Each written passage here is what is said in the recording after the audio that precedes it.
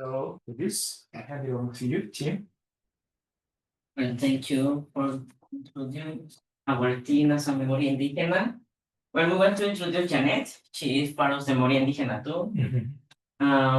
She's from Panama too, from Guna people, and she's my sister. Okay.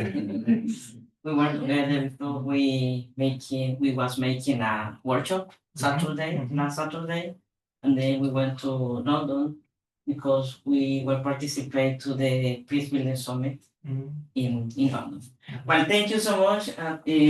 Because you are here to listen to us, we want just to a brief to talk about how is our journey as a research, as a writers, as a people working with indigenous people in Latin America.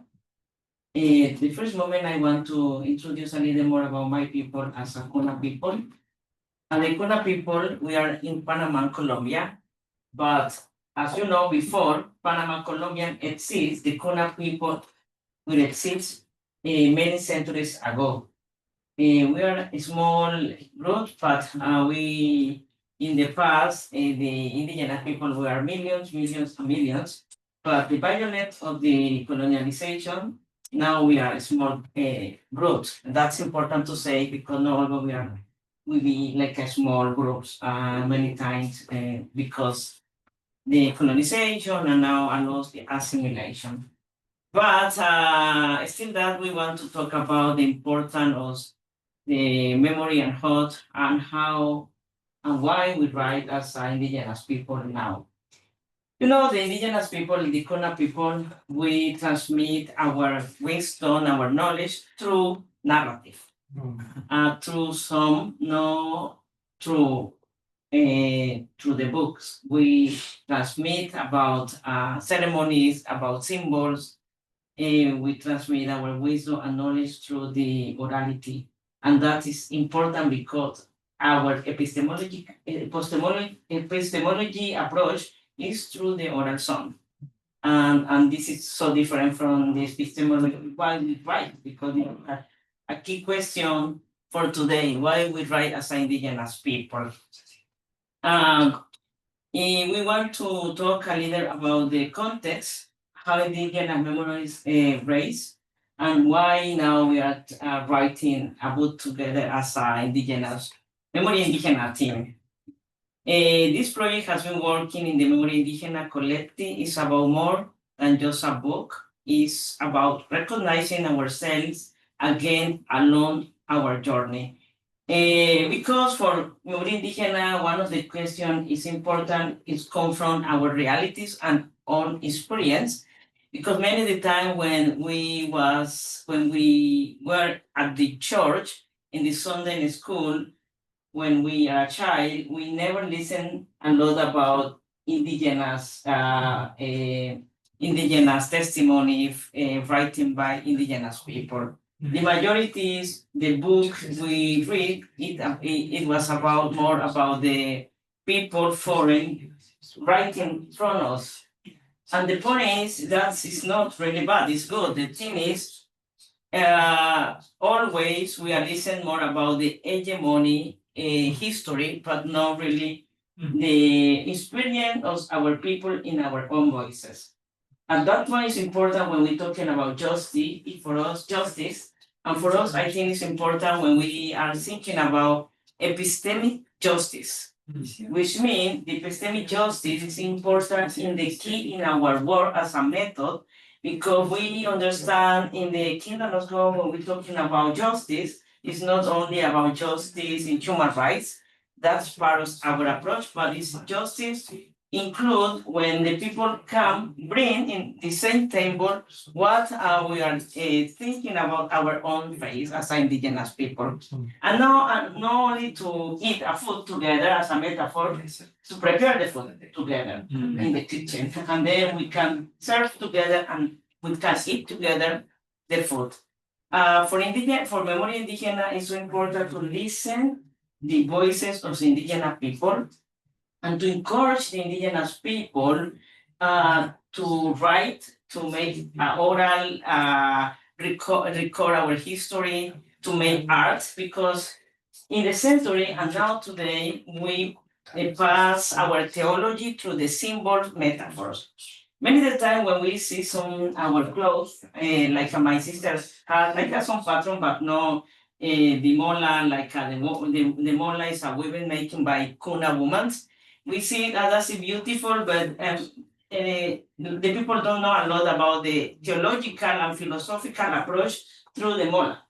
And that is so powerful because in the ancestral time, not only for Kuna people, for some indigenous people in Abya Yala, how my people recognize the continent, the majority of the people call America, and we see a lot of symbol and this relationship with the creator, with the community, with all living beings, with the people, with animal and plants. You can read more, maybe some works for doing by some indigenous theologian from Aymara, textual people. They has a lot of this kind of approach too as a Kuna woman. In other side, as a Memoria Indígena, we still working to listen the voice of indigenous people because we have diverse approach about how we understand the mission in our context. We had a good story about the missions because we are here as a Christian. But as a Memoria Indígena, we understand this is not the only voice. We try to listen the voices that are not agree with Christian people like us too, because we suffering as indigenous people a lot of colonialism in the history and today. And that is important for us when we are talking about reconciliation, because if we cannot hear in the people what they're suffering and what they're talking about what happened with the mission in their context, and we don't try to open the table to listen, then we really, for us as a Memoria Indígena, that's a part of us it's a struggle for us, because if we want to create a bridge, how the indigenous people can talk very in safety space, how they understand the Christianity. One moment in my life when I was young, it was happened when I was in some event with many indigenous people in Latin America, in Abya Yala. At one time I was listening indigenous woman from Aymara community from Bolivia. She was talking a lot about what happened in their context with the missionary, Christian missionary.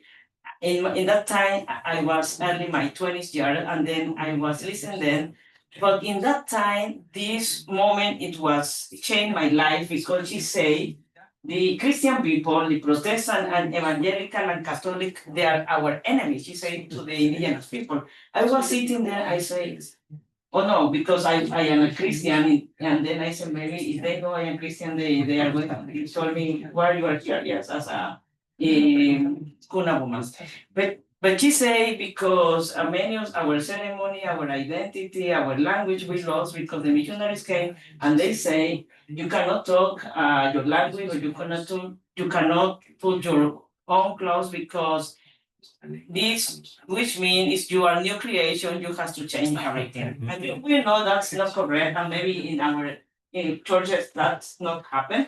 But that is the history, not for only for her. It's when we are visiting many communities, some people tell us this reality, and for us as a Memoria Indígena, we want to believe them and to listen them and not to do apologetics, like say, oh, we are not like that. We want to listen and to comfort our life and to understand better how we can create a safe space that people can talk and the people can be as indigenous people without to choose not to be like they have to hide their own identity because they need to show to the other to be a Christian is to be in this way.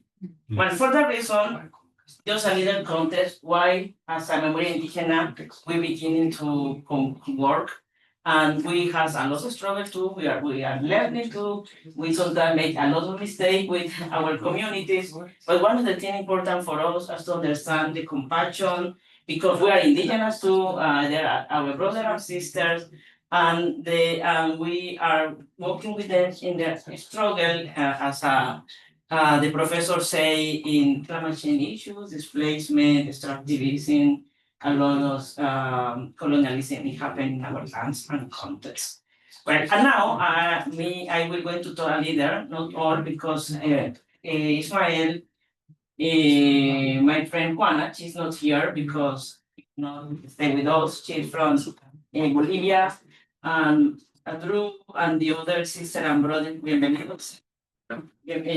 My other sister and brother from Memoria Indígena in Latin America, we are writing together a book about our experience as a Memoria Indígena in these past 10 years. To say this, later, I just want to read this part, and then Ismael can talk and Luis is going to translate for him. Why I am writing as a Memoria Indígena, I'm just going to talk a little more about as a Guna woman. I think as a Guna person, about the history and memory of my people, about the resistant struggle of the Gunadule people through thought, through orality, through event, through knowledge, through wisdom. We write and remember all of them because, as my people say, we think so we do not die. So for me, the how our writing has everything to do with the way my people has preserved their knowledge and wisdom from generation to generation.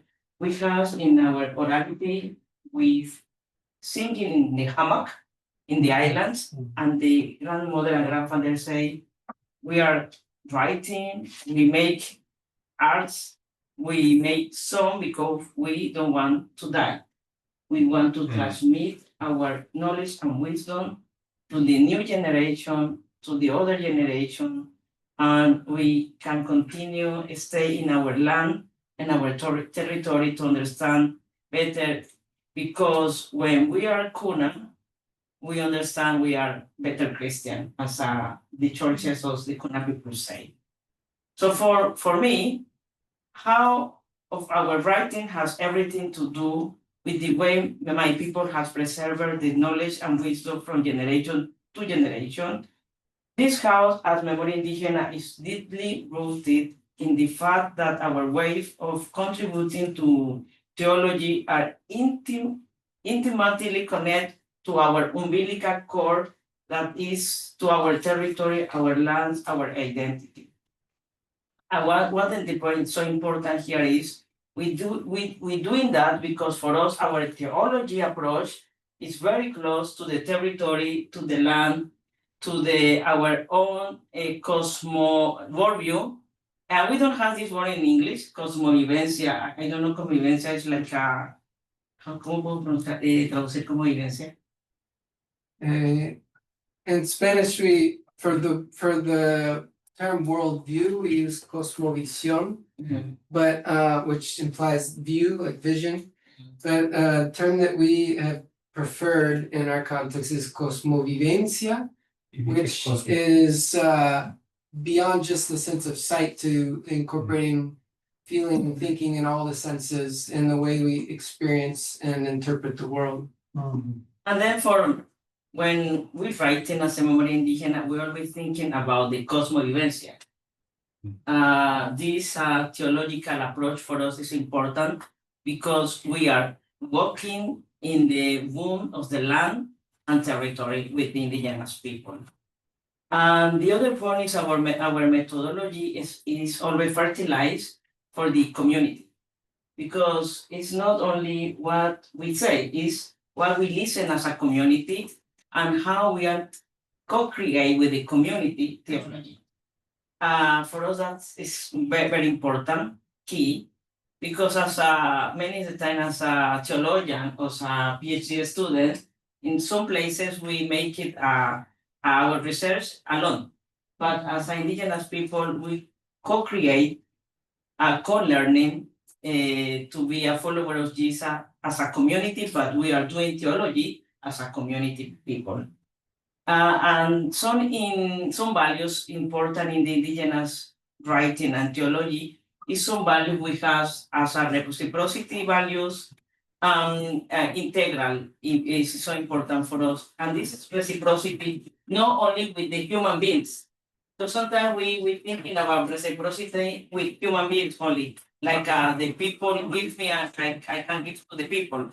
When we are talking about reciprocity, we understand it's so important the reciprocity with the land, with the territory, and with the human beings.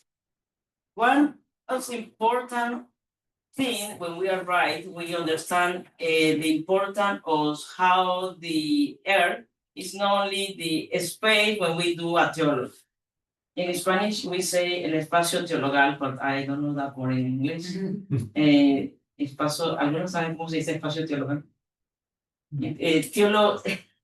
Like, ¿cómo? I don't know, theological space. Yeah, or- theology. Theologizing space. See, like a theologizing space, the earth is not only for us the theologizing space. The earth is in maybe in metaphor way, but it's not only metaphor. The earth is the theology, is the theologian, is the same. Theological partner. Yeah, it's like a theological partner, but it's more than theological partner. The for the indigenous people, the creator, he's revealed himself through the earth. And then for us, when we have a relationship with the land, and when we understand how we understand the theology and how we write, because we have to transform from the orality to the paper, we understand this hermeneutical way is come from to the earth, but now it's not only to the orality to the paper, it's transferred to the earth, to the living beings and how we live as a human beings. And it's different when we try to do a indigenous theology, because many of the time we not explain a systematical approach how we understand one point or second point. We understand and then we can have our hermeneutical approach as a Guna people, as indigenous people, and never you can listen the grandmother or grandfather say this is not correct interpretation, because for us is the value is the powerful of the knowledge and how this knowledge transform our life in our daily life. And that is the power of the knowledge. Not is your hermeneutical approach is not correct in your approach, not only from the orality, but not only from the narratives. The same is when we are reading the Bible too. Well, you can read the paper because it's writing, but just I want maybe to say one more thing and then give the time to my brother Ismael. From a methodological perspective, we recognize that the Guna people pass on their way of life from generation through some, but there are many methodologies that are not systematized. We have one we call the son of the hammock. And that is one methodology we are working as when I am working, but and we are working as a Memoria Indígena too. The Sonos Hamad, which mean there has a lot of steps, but one of the steps is important is to do a theology is to understand better the sense of the art, but the other thing is to be silent. Because many of the time when the research want to go to the indigenous community, they want to ask a lot of questions to the elders. But for the elders, when we are making a research in the Guna context, the elders say, if we have a lot of questions, but we cannot listen the other, we cannot be a good research. And then many of the time for the Guna people, we have 1 year silent. No, you cannot talk with the other. Silence, you cannot allow to ask a question. After the elders say, no, you are prepared. What is your question? But the majority of people, when they want to do research and they are in the context, we are very passionate. And the Guna people know that it's not a good time for them. And they cannot do our research with us, and this is part of for the soul of the hammer method when we are doing our research. But we have many other steps, like when we are approached with the timelines in the Western culture. For the Guna people, it's more like a spiral time, and that means we do something today because we have to seek the past to do something best in the future. And that is always a spiral time because we are sometimes people thinking we are repeat again the same. Well, we are not repeat, we are getting deep in this knowledge. Finally, when we are writing, we are thinking in all of these values. We are thinking in all the kind of method, and we are talking a lot what happened in our struggle and resistance in our own community, because for the Memoria Indígena, for us it's important to learning how the indigenous people make their epistemology and ontology, and we are listening the community, and we try to have intercultural approach with other sister and brother from other indigenous cultures, and we try to write together. But this is sometimes sometimes people thinking maybe some a very struggle for us because it's many people in different approach with different wisdom. But one of the things is important when we are doing that is to listen each other, to learning, and to try to bring the best of our own methodology is come from for our own epistemology, and to weaving together a beautiful women, and to co-create together as indigenous people. Finally, I think one of the topics important for us is to understand is we can listen very careful to the earth for indigenous people. We has a good understanding how we can co-create no new methodologies, but to co-create a new methodology with the ancestral methodology for this new generation as indigenous people in Abya Yala in Latin America.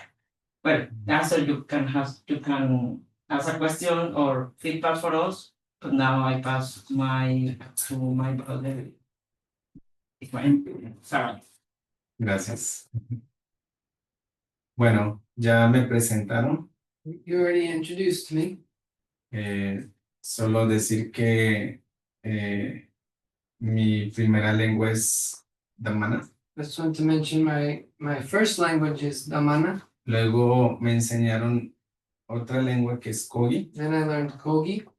Y después aprendí el español. And after that, I learned Spanish.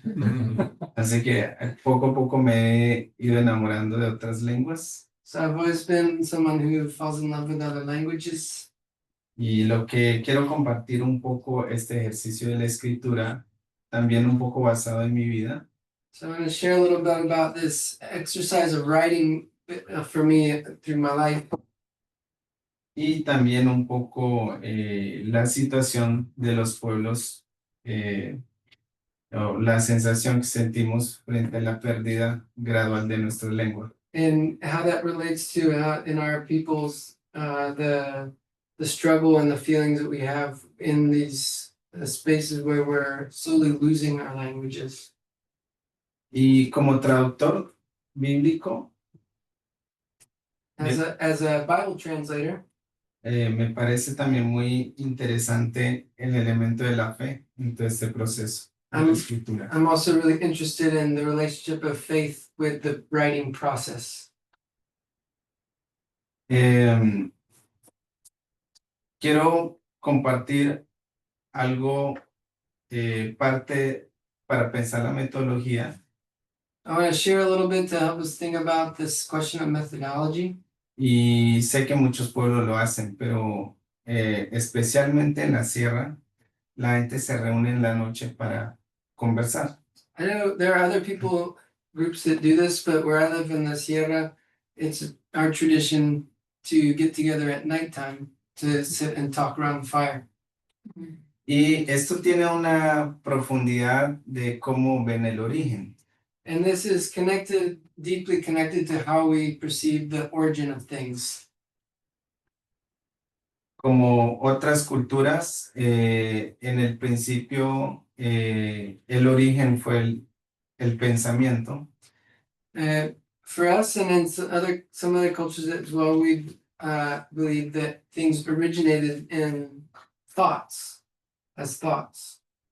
Entonces, en el origen, en la oscuridad, en la noche sucede todo, pero cuando aparece la luz, las ideas también se materializan. So in our people, what we were taught is that everything originated as thoughts, kind of these nebulous thoughts in darkness. But then when the first sun, when the sun rose for the first time, the first dawn, when the light came, those immaterial thoughts became concrete reality. Por eso, actualmente cuando yo llego a un lugar y me encuentro con mi padre, con un abuelo, en la noche nos tenemos que sentar.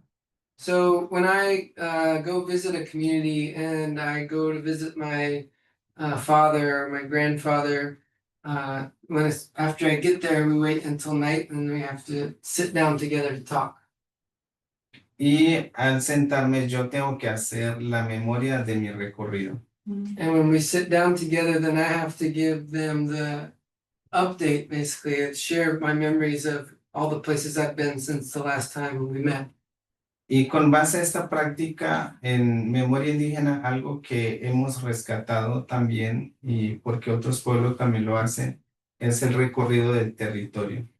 And so as how that's reflected in the way we work in Memoria Indígena is sometimes when we meet in a certain community, we'll spend some time walking together around the community, around the territory. Los pueblos de la sierra, cuando hacen la memoria de su recorrido en el territorio y se lo cuenta a alguien o comparte con alguien, también piensan que es una forma de pedirle permiso al lugar. For those of us in the Sierra, when we do this after we've been different places and we come back to a place and we're talking with people about the things we've done and places we've been, it's also seen as a way of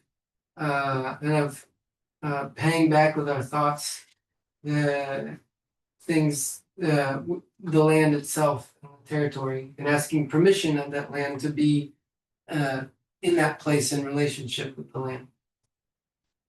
Y entonces estos elementos nos ha ayudado como desde memoria indígena a pensar, cuando pensamos en términos de metodología como un camino, también comenzamos a rescatar estos elementos que hay en diferentes partes de nuestro pueblo.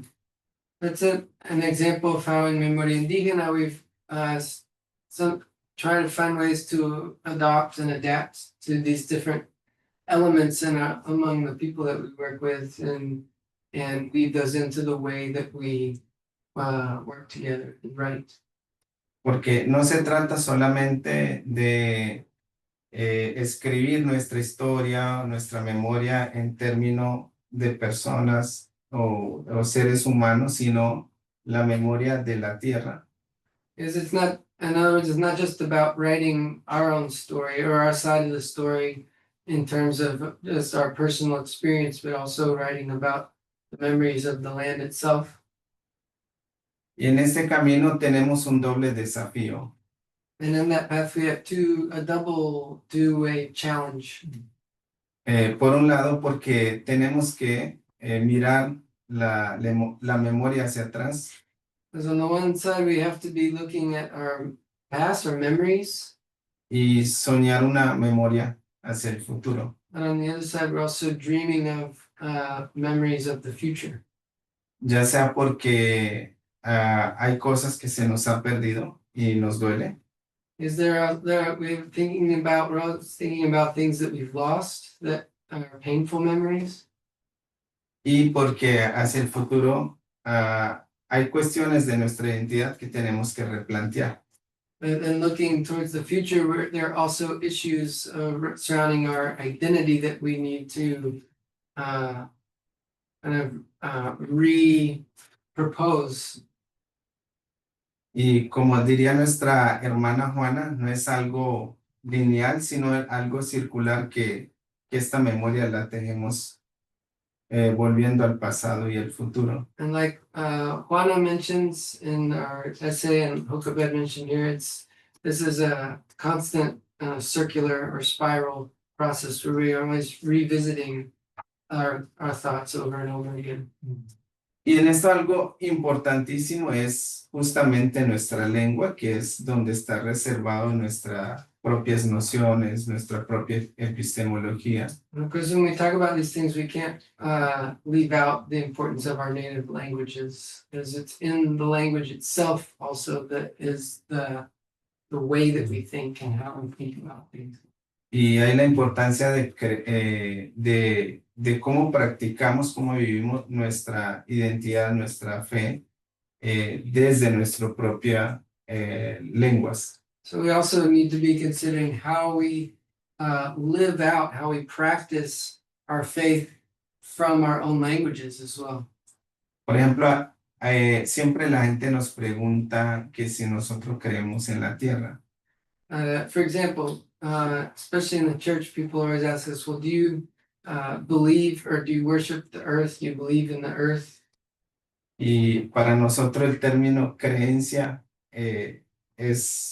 no la comprendemos como se comprende en castellano.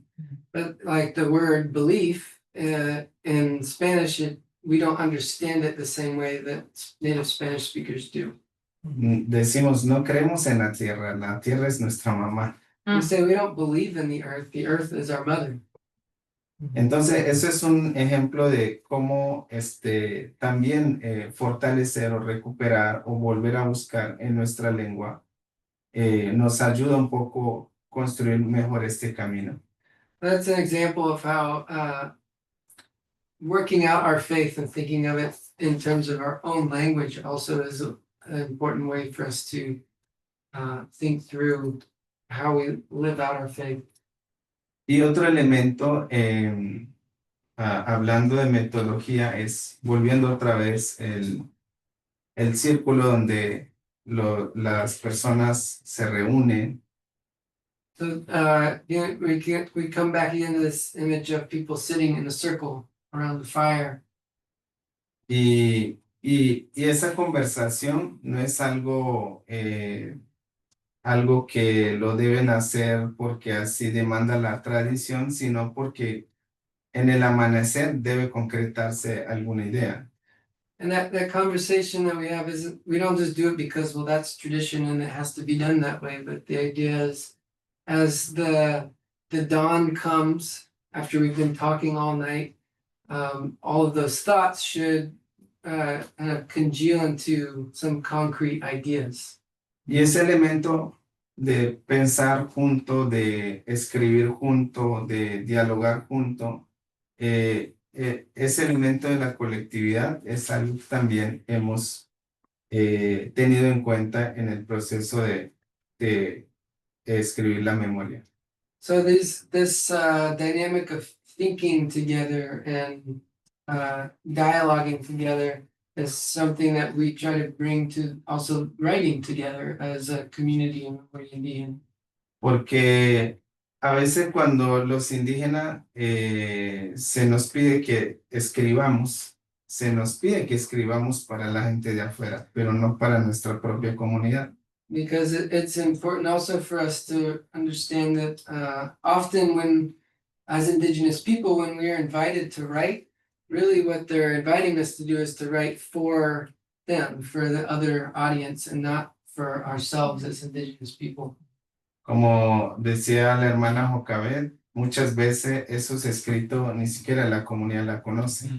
Like Jocabed's mentioned before, a lot of the things that Indigenous people write, their own communities don't even know about it. They don't even know these writings exist.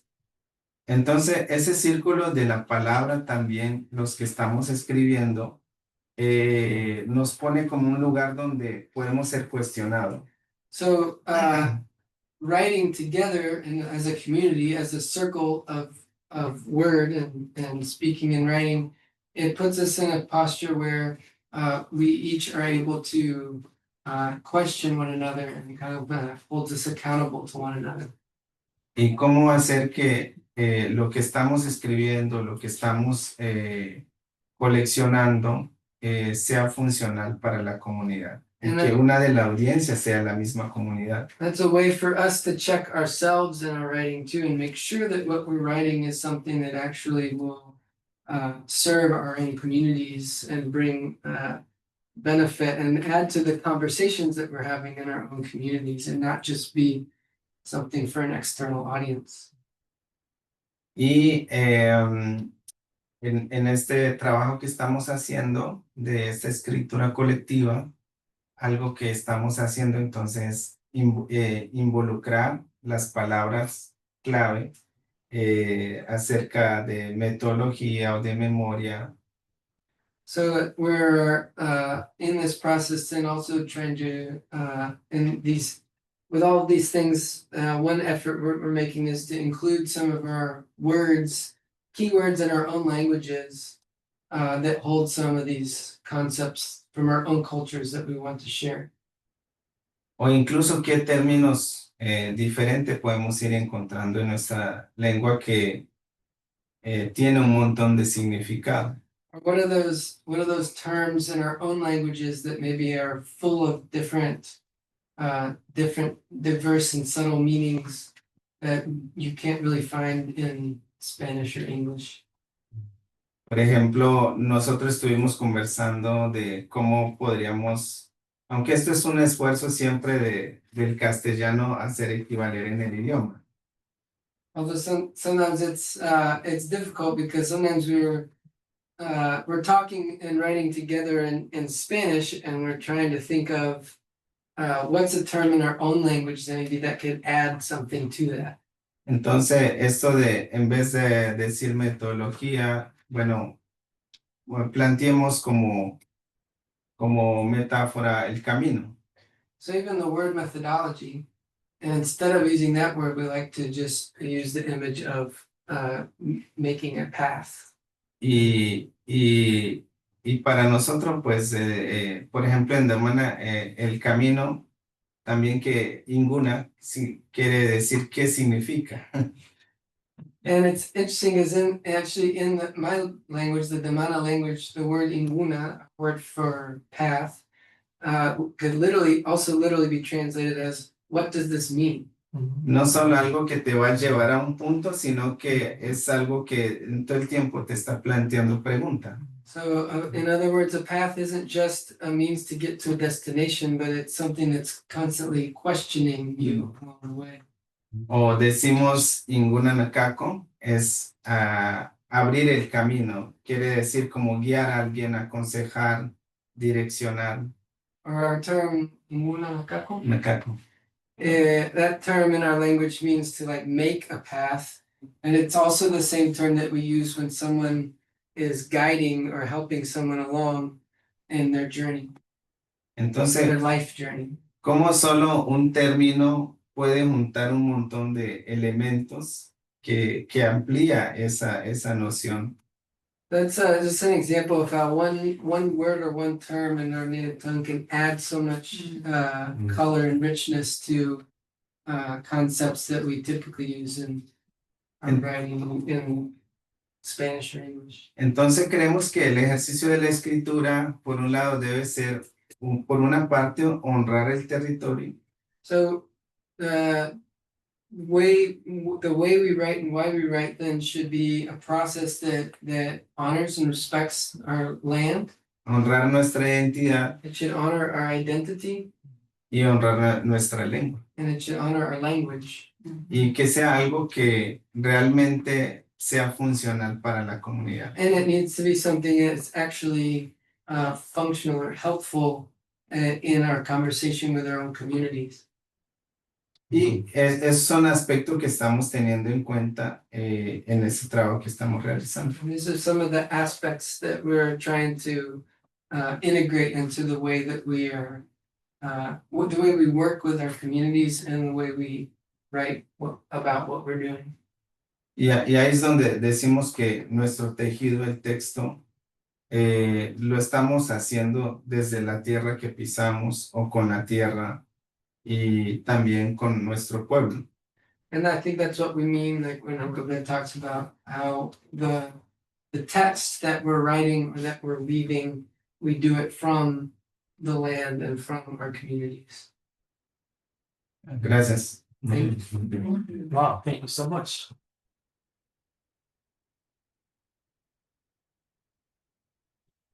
Your excellent lecture and also wonderful presentation. So now we can have a Q&A session. People on Zoom, if you have got any questions, please click the raising hand button here, so that if I see you, then I will ask you to ask your question. People here in the seminar room, raise your physical hands. Okay, yeah, after me. Thank you, Sam. This is your voice showing. So I will point to you later. So again, the lecture itself is really interesting to me in many aspects. One of them is that you mentioned who is making this noise. Okay, so you mentioned that the earth is not only part of creation, but also it's a theologian. Yes. That is an interesting kind of statement, because traditionally or within the classical theology, the earth is understood as an important medium of God's revelation, along with Christ and Scripture. But you take it forward actually, and you say that the earth is a theologian, perhaps maybe the first theologian, which teaches humanity about God and justice, maybe, or relation issues that we are suffering from. So I wonder, what is your theological rationale in terms of claiming that? I am persuaded by what you're saying theologically, but how can you justify what you say biblically? And that is another question. That is leading to another question. So I wonder how you can resolve the contradiction or maybe contradiction when you discover something different between your own indigenous theology and also biblical truth. And when you see that kind of contradiction between your indigenous theology and also biblical truth, which one has got higher authority in your own understanding of the scripture truth? Okay, I will try to answer in English. I think when we read the Bible, we can see many parts of narratives when the narrative say the earth teach to us, to God, like Job 12, when I don't remember really well what verse, but when it's saying the animals, las bestias, ¿cómo se dice las bestias? The beasts to the earth, they can teach to us as they can teach the earth and the beasts can teach to us from God. And then when we are reading the Bible in Psalm 8, how we can understand the wisdom of the earth to teach to us. And then when Jesus can tell to us about the birds and how the birds we can learn from the birds, how we can learn from the birds how the God present manifesting from the people. Well, some chapters maybe in the indigenous key, we can see the animals, the land, the earth can teach to us how we can have a better relation with the Creator and with the community. Maybe as Ismael said, we don't have to systematize the concept like in the Western culture. We say this is the aspect very concrete when we are talking about theology or theologians. But in the Guna Christian and indigenous perspective, when we understand the earth as a theologian, we try to say that the earth can show to us how we can have a better relation with the Creator. because in the Guna, no Christian now, Guna theology, the majority of our narratives or and spirituality is come from because we have a good relation with the earth, and the people learning a lot how we can live the living life, the community holistic life, because we listen a lot the birds. One example is when we have a social when we have our social political realities in the Kuna ways, is because we know a lot about the birds. And our construction political reality in the Kuna islands and territories is confront to this pathway to see the birds, the animals. In this, I think in this understanding, when I say the earth is a theologian, is understand how the earth can manifest the presence of the divinity of God in the earth. But because for the Kuna, for the indigenous people, the majority is our, we communicate with the earth different with the Western culture communicate with the earth. Sometimes, as in my case, because I am Kuna, but I am urban Kuna, I am noticing with my grandmother and my grandfather 500 years ago.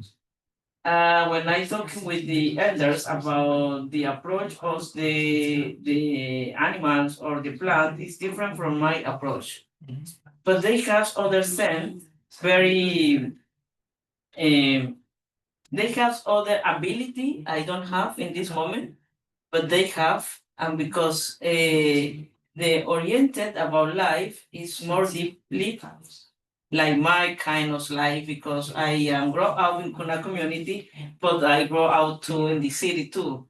And then I think in the orality way, when we are listening the Bible, and we are listening some psalms and some prophets and some people in the Bible, they have more sensitive with earth than the people today in their modern life, as like me and my grandfather and grandmothers. I think if we understand better that the earth is a theologian, our relationship with the earth and land is going to be more like reciprocity, more than object, and more than extractivism in the land.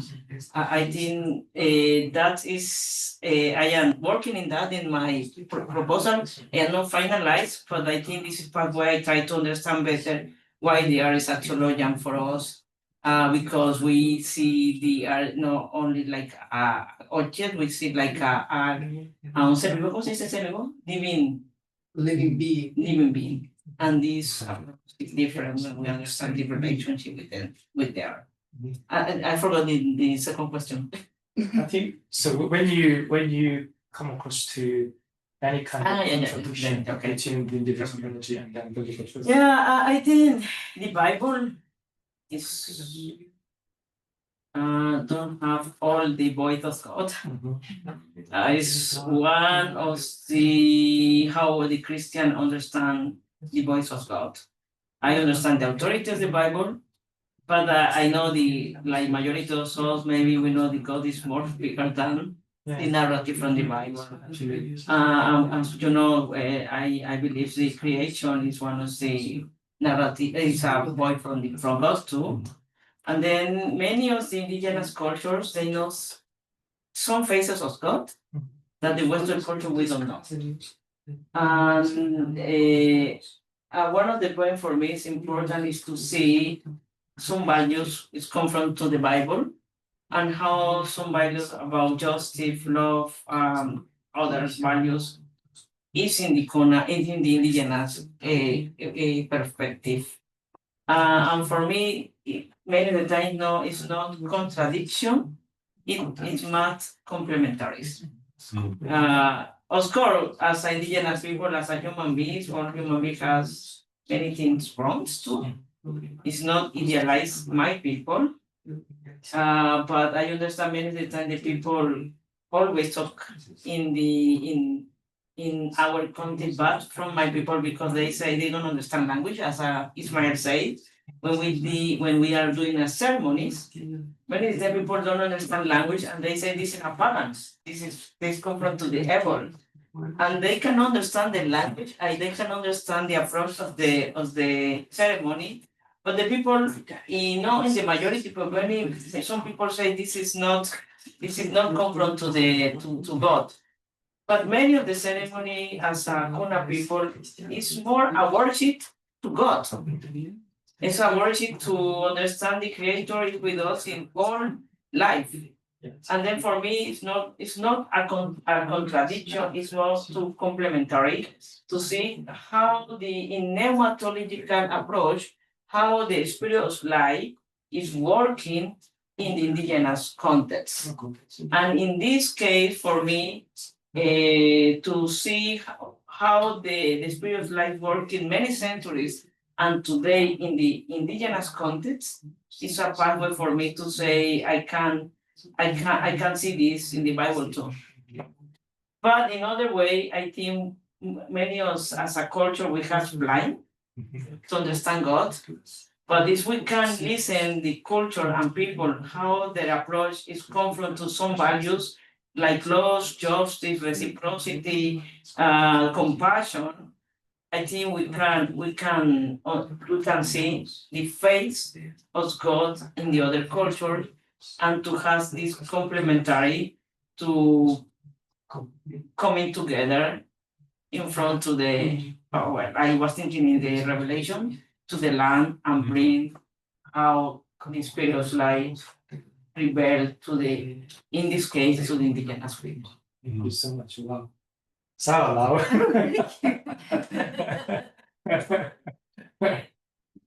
Jocabed and Ismael, thank you so much for a very interesting presentation you just give us. Actually, my question is in regard to language, understanding language, and listening to you. When I was young, very many years ago, I was also into New Age, and one of the writers I used to enjoy reading his writing was Carlos Castaneda, who wrote about the teachings of Don Juan. So when Don Juan is from Brazil and other parts of, and then he is an indigenous person from there, and he teaches the spirituality of the people and earth, what you are talking about. So I understand that kind of things of that. But however, one of the things which my question is talking about the language, you were talking about rightly that your culture being an oral culture, and through narratives, through weaving, through making those clothes and all these things, and you try to disseminate the knowledge into the next generation. And so that means the language is much wider, the concept of language itself, much wider than the words or speaking. And therefore, for example, you learn to read between lines. If one sentence said, that doesn't mean that one sentence. That means maybe 1 page or 2 pages is said.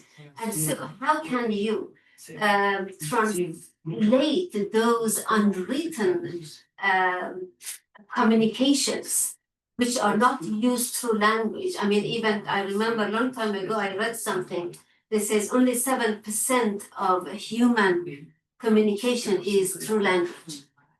So how can you translate those rich oral, non-verbal language into the writings? And then if you do, what kind of language do you use? What kind of, I mean, for example, one of the things I remember from your previous presentation last year, I think, you were talking about you doing that, the theology in a group. And then, for example, I remember Drew was saying, we are a group of researchers doing that. But you constantly using, we are a community of researchers. And so two different words are using for the same thing.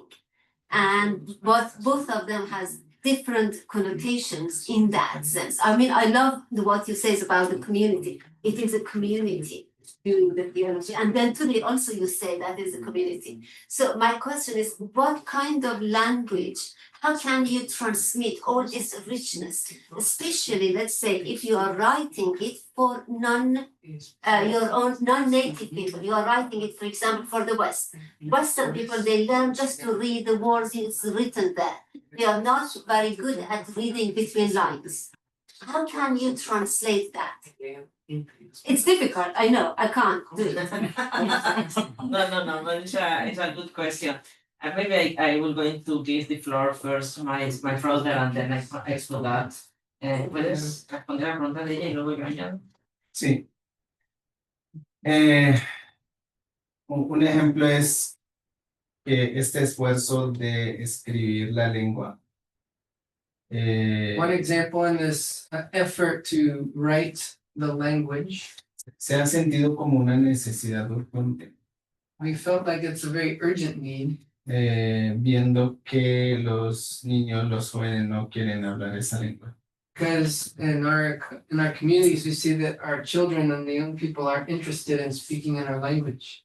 Y también porque muchas memorias se pierden. And also because a lot of our memories are then being lost.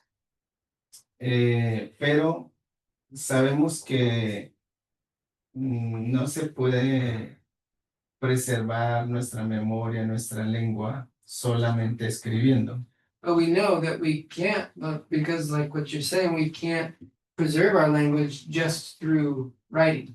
De alguna manera, hay personas que sí, como que hacen una crítica de escribir un relato de origen, por ejemplo. In that regard, there are people in the community that do criticize and say, well, what's the point of trying to write down our oral stories, for example? Porque en el momento que quizás se escribió el origen, la génesis, quizás se congeló un estilo.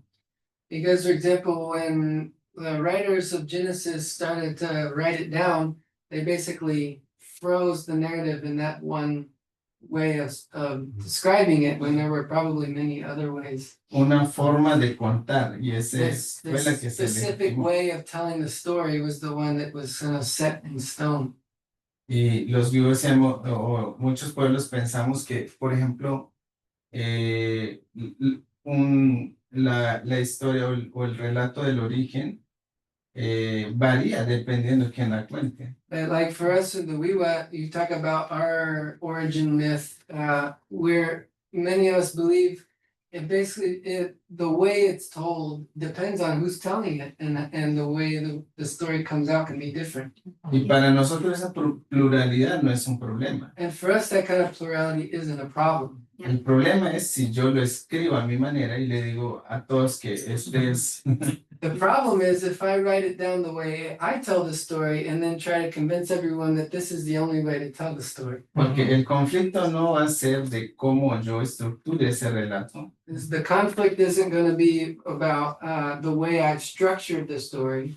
Porque eso, como saben, una sola lengua puede tener más de 3 o 4 variantes. Because, you know, like any language, you can have a lot of variants or dialects in those languages. Y solamente el conflicto puede surgir de cómo pronunciamos a Dios, la palabra Dios o. So sometimes the conflict can even just be as simple, not as just like the way I tell the story, but even just how I pronounce the word for God could be different from one of our neighboring communities. Entonces, claro, está la escritura, pero es importante también seguir fomentando la oralidad. So of course, writing is important, but we see its importance in how it can help promote the continual use of our oral tradition. Porque sucede que aunque sea un relato de origen, Because even though, just to continue this example of our origin story, siempre está la posibilidad que mi propia historia de vida se pueda conectar con eso, con esa historia. when that story remains alive to me, there's a constant possibility of, as I live my life, finding ways that my life and my living out of my life can connect to that story. Gracias, Mike. Well, thank you, Sarah, for the question. Of course, for us, it's a challenges. Because we come from to the orality, and then when we try to write, a lot of our knowledge is transformed, Yeah. and the ¿cómo se dice las escrituras? Writings. The writing cannot capture the essence of the orality. But for indigenous people, for us we have many kinds of communication. And when I was talking about the mola, it's not only an art, it's a way how the Guna women communicate. When we are talking about the ceremonies, it's other way how we are communicating. When we are doing a dance, and when we have some our houses, it's not only the place when we are sleep. All the house has a communication, a political communication for the people. And for the kids, we know all the parents, it has meaning for something important in the community. This is example just to say, the question is important because we have many ways to communicate. And when we only point only to the one way how we communicate for Guna people, for indigenous people, we understand very well this is a hegemony way how for us, for indigenous people, the Western culture input over us. This is the right way how we can communicate. And that is a challenge for us because when we are writing as a community a book or doing a research, this is like a hegemony way over to indigenous people. Because for my people it's so important the mola, the women, and why we are doing a book. Many of the time the people ask this question. But in other side, we understand we are a new Guna. We are not in the past. We have to create a bridge with the ancestral Guna with the new generation. And then the elders know that. And when we have when they gave to us advice, they told to us it's important to understand what is meaning to be a bridge. Not only when we pass the wisdom to the new generation, but of course when we are talking with our elders, what happened today with them. And that's just an example our challenges when we are doing a book. Yeah. Because we're going to finally with that. For us, for that important, the methodology of narrative is powerful. Because it's a leader approach from the orality. It's more close than not. But we know something died when we transfer to the orality to the book. Can I just add a little something to that? Something that our friend Juana always reminds us of when we talk about this subject. When we had a conversation about what we were going to say here, she mentioned that while yes, we have to recognize that something is lost in translation, or translation from oral to written or from one language to another. She says that, but we still have to write, because if we don't write, we're still letting them control the narrative of who we are. Right. So we need to make an effort to write, even if it is in the imperial language. We need to be able to control the terms of how we are in dialogue with one another.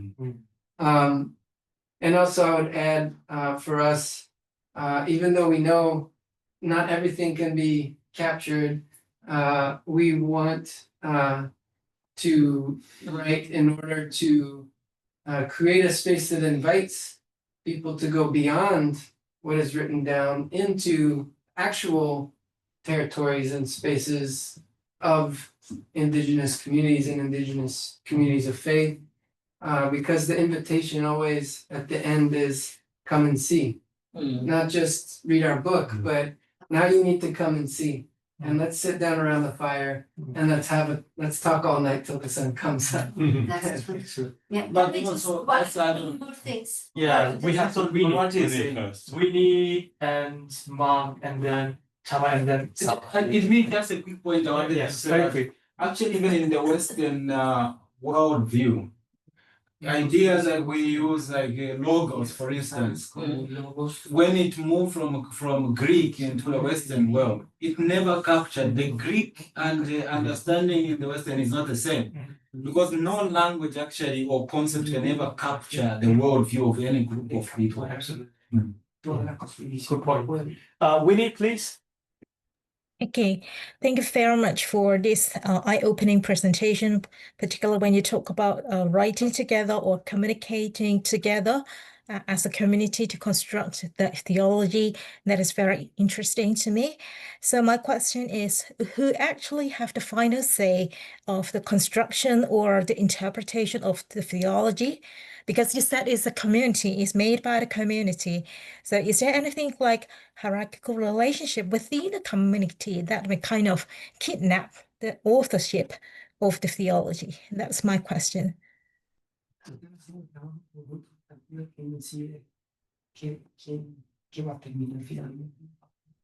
Where is Winnie from?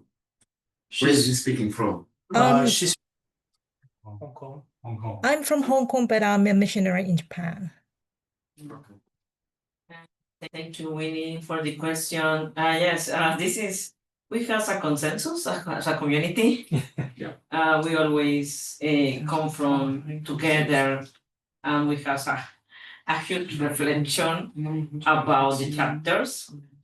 And sometimes we are not agree, many times. Because we are confronted to different cultures. As indigenous people, we are not the same. We have the diverse people with different roots. And sometimes people like Drew, he's from the United States, he has other background too. But we are very open to be an intercultural table. But we have a huge reflection about that. And then, well, one example.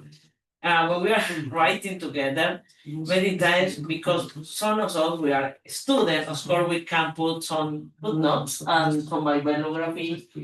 And some of our friends say, well, we always has to put a Western scholar. We have many scholars in our territories, but they are not has a book because they themselves their books. You know, they themselves are books. Yeah. And then, but when we have this kind of challenge where we are talking together, we say, okay, we are going to put these elders in the footnotes, and then maybe in the back, in the last page, we are going to put some bibliography. But the thing we have some consensus. And many of the time, we have to listen the majority voice. We did that, the majority, because maybe I have a good point. My argument is good, but it's not the best for the Interesting. So, Mark? Yeah, just two brief comments to follow up a couple of things you said before and then a question. My brief comment, when you're responding to Guijun's question about the earth as a theologian, I was thinking back to particularly the Psalms, where the earth speaks very profoundly about God, the mountains, the hills, the forests, etc.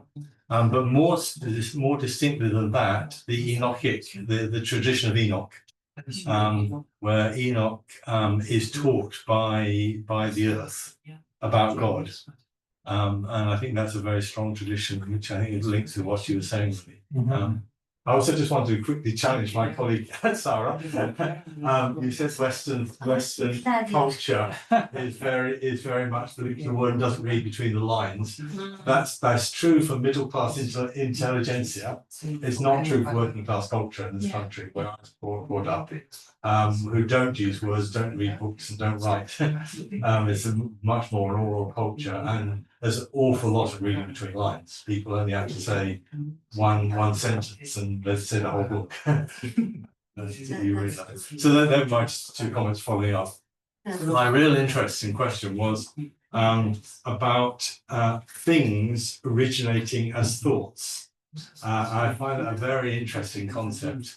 I was immediately taken to, well, first of all, to scripture, where in Genesis, the very first thing that happens in Genesis is God speaks.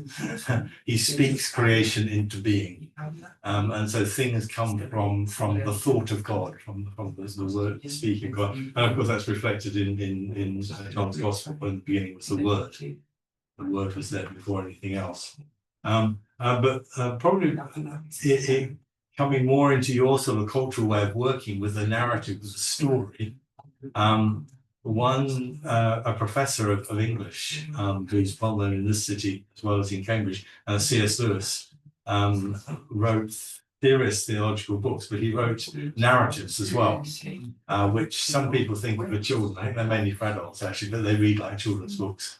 And the very first of those, not the first one he wrote, but the first in chronological order, opens with God's, well, actually, it doesn't even say God, with a song.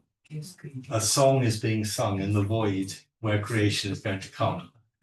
And I think that's a very powerful concept. And just to, my question was, how do you bring that into the reality of the modern complex world?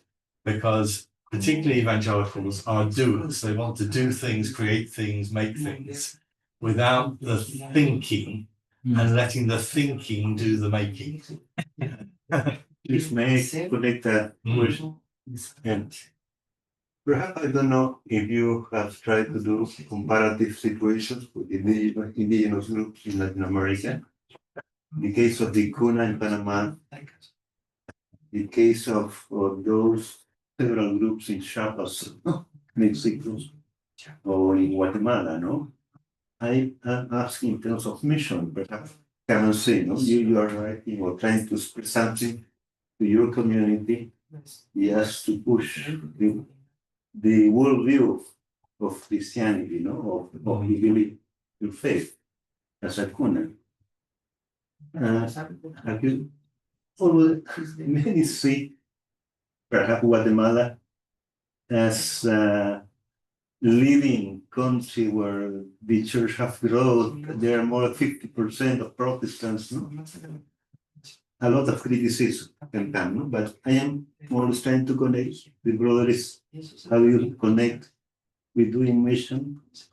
Are you feeling that you are indigenizing, but are not really convincing, attracting others to the worldview of Christianity? You have difficulties because in the end, you know, I want to affirm my identity and to push mission, no? As I could. I don't know if you have tried to do comparative evaluation. There's a lot of criticism in the chapter of the fighting between Catholics and Protestants, no? That was all a world of things, no? But the other is Guatemala, no? There's a lot of criticism of this church growth, totally neglecting their own culture. I don't know. I was we have pushed the connection with brother. Just want to say one thing. Jocabed and the team, they were in last week's conference, Peace and Justice Conference. I think that's what I'm going to say, Jocabed, about our poetry book.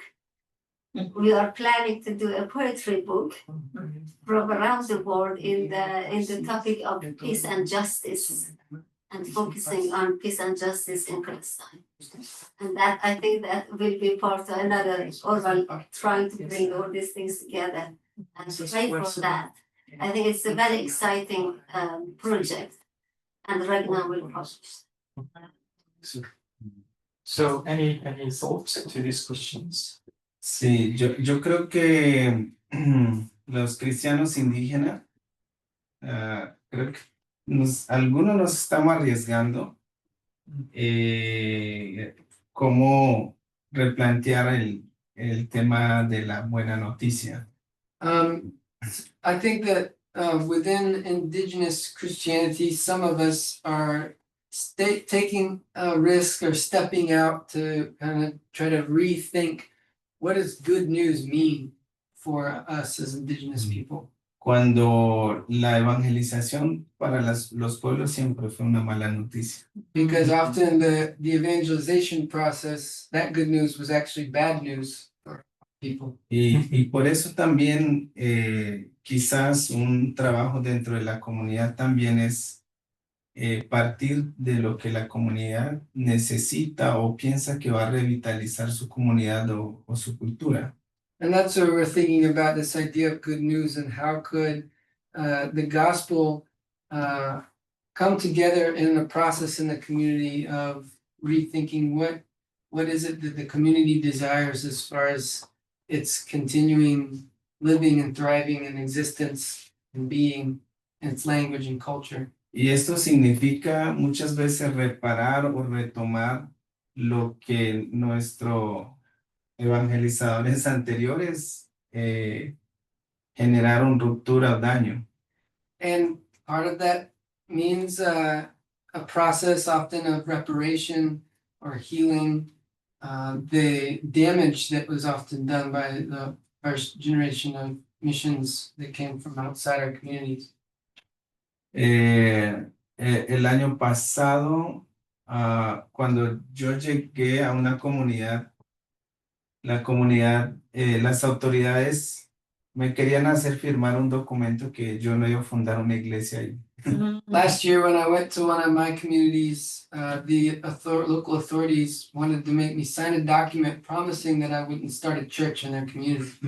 Pero justo en colaboración con una iglesia construimos 2 casas ceremoniales para el colegio.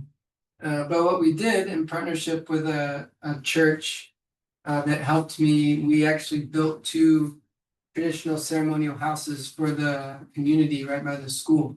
Porque Colombia está trabajando fuertemente el tema del sistema de educación indígena propio. Is that right now in my context, the Colombian government is promoting a movement of indigenous education processes.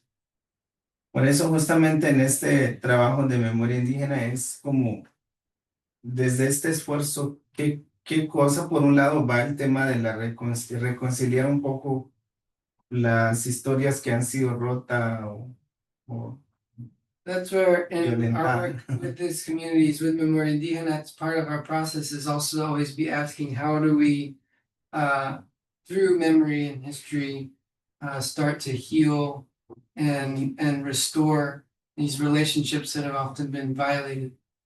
Pero por otro lado también es invitar a aquellos radicales que no quieren ver cristiano, decirle, pero no vamos a desaparecer, tenemos que aprender a convivir. And part of that work also is to help those in our community who are radically against the Christian presence to see that, well, we're not going anywhere. So let's try to figure out how we can actually live together well. Entonces, también siempre decimos, ¿a quién le conviene que cristianos y no cristianos estemos peleados y distanciados? Cuando en el territorio, pues tenemos que aprender a vivir juntos, por eso la importancia de la memoria. Because there are other interests and powers that would like to see the Christianity or the gospel to divide our communities more. When really what we need is to find ways to stay united together. And I think that's part of what the gospel is about. Por eso no solo escribimos la memoria de el primer pastor, el primer evangélico indígena, sino escribimos la memoria de nuestros abuelos que lucharon por el territorio. So we don't just want to write stories about, say, the first local pastor or the first missionaries that came, but we're also writing stories about our grandparents and their struggle to preserve our culture and our language.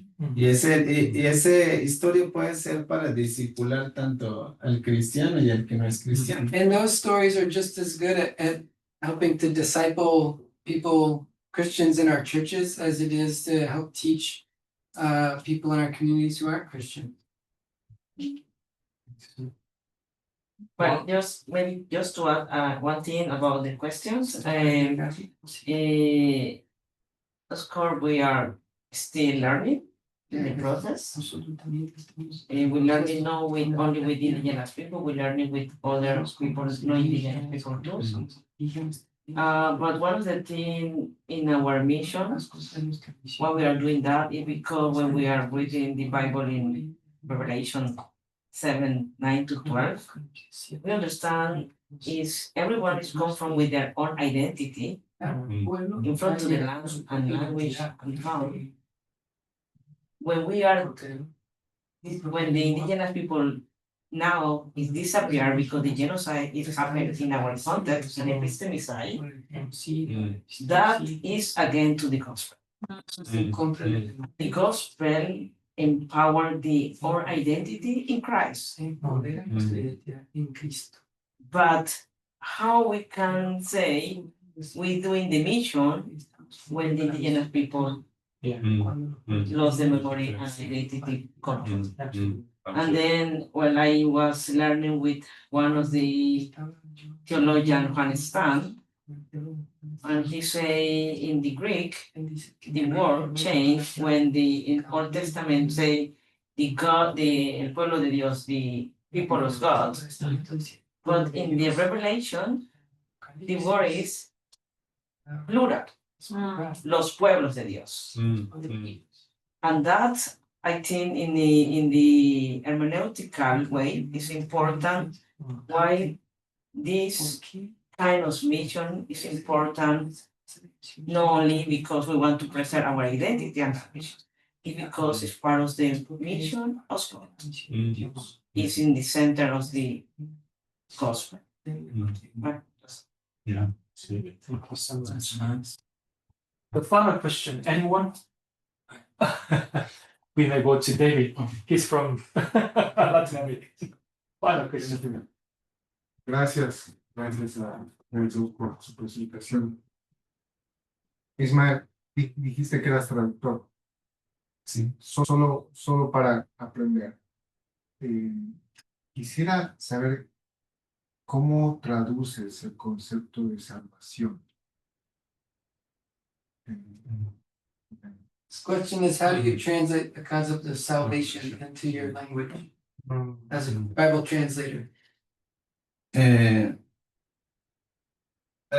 Fue un término que nos trajo bastante, porque salvación, amor, pecado.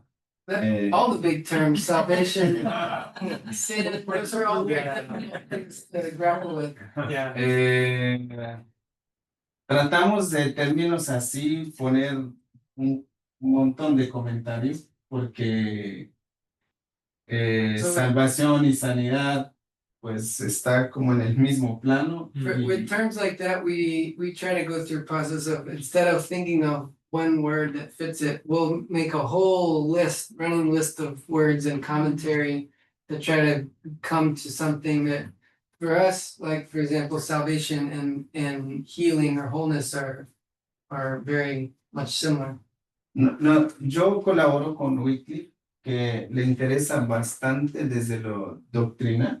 So I do my Bible translation as a collaborator with Wycliffe, who institutionally they're very much more interested in doctrinal belief. Pero tratamos de hacer el esfuerzo de que se pueda ampliar en lo posible lo que se pueda, ¿no? We're trying as hard as we can to get them to broaden their horizons. Sí, porque bueno, en la comunidad no consiste esa idea de salvación Because cristiana. in our community, for example, in our language, there isn't equivalent concept for salvation the way it's conceived in Western Christianity. So Sanidad, So in some in the other indigenous language, it's like healing. But it's not a healing from the only the soul, it's becoming healing with the whole earth, include the living beings and human beings inside to the earth. And that's meaning more like a cosmic salvation and Sorry, channel, we don't have finalized. No, it's not. Yeah. So with this, thank you so much for your presentation and also interactions with us. Shall we get our hands to say